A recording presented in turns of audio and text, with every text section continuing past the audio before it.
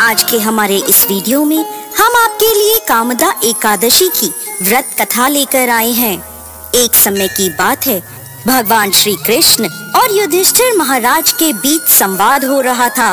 युधिष्ठिर महाराज ने भगवान श्री कृष्ण से कहा, हे केशव, मेरा प्रणाम स्वीकार करें और कृपा आप मुझे चैत्र मास के शुक्ल पक्ष में आने वाली एकादशी के विषय में बताएं। युधिष्ठिर महाराज की बात सुनकर भगवान श्री कृष्ण ने उत्तर दिया, प्रिय युधिष्ठिर महाराज, चैत्र मास के शुक्ल पक्ष में आने वाली इस एकादशी को कामदा एकादशी कहते हैं। इस व्रत का पालन करने से समस्त पाप नष्ट हो जाते हैं और व्रत का पालन करने वालों को पुत्र रत्न की प्राप्ति होती है। इस प्रकार भगवान श्री कृष्ण ने कामदा एकादशी की व्रत कथा कहना प्रारंभ किया। अनेक वर्षों पूर्व रत्नपुर नामक गंधर्वों और किन्नरों के राज्य में उनके राजा पुंडरीक निवास करते थे।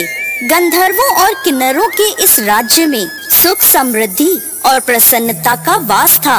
इस राज्य में एक श्रेष्ठ अप्सरा ललिता अपने पति गंधर्व ललित के साथ रहती थी। वह दोनों सदा एक दूसरे के प्रेम में लीन रहते थे। एक दिन ललित राजा पुंडरीक की सभा में नृत्य और गायन प्रस्तुत कर रहा था, परंतु उसके साथ उसकी प्रिय पत्नी ललिता नहीं थी। नाचते और गाते समय उसे ललिता की याद आ गई और उसके पैरों की गति धीमी हो गई। उसकी जीभ लड़खड़ाने लगी। तब सभा में उपस्थित नागराजों में श्रेष्ठ करकोटक नाम के एक नाग को ललित के मन का संताप ज्ञात हो गया। उसने राजा पुंडरीक को ललित के पैरों की गति रुकने एवं गायन में गलती होने की बात बता दी। करकोटक की बात सुनकर राजा पुंडरीक को गुस्सा आ गया और गुस्से में भरकर उन्होंने ललित को श्राप दे दिया, हे मूर्ख, तू मेरे सामने गायन प्रस्तुत करते हुए अपनी पत्नी को याद कर रहा है। मैं तुम्हें नरभक्षी राक्षस बनने का श्राप देता हूँ।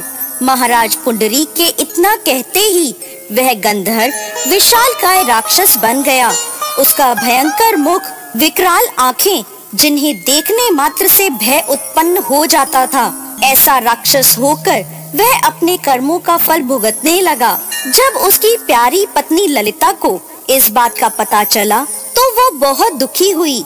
ललिता अपने पति के विकराल आकृति देखकर मन ही मन सोचने लगी, क्या करूं, कहाँ जाऊं?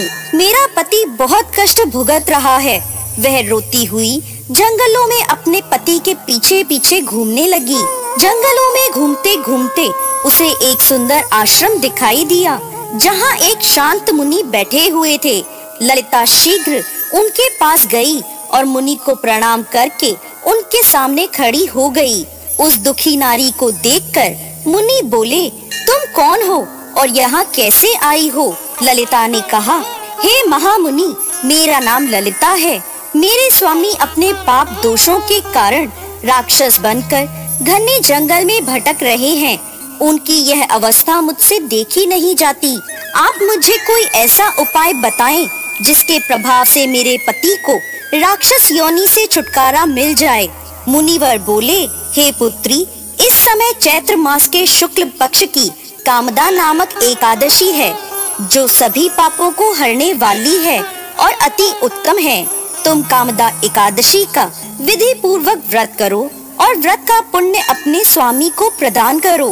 पुण्य देने पर क्षण भर में ही उसके सारे दोष दूर हो जाएंगे।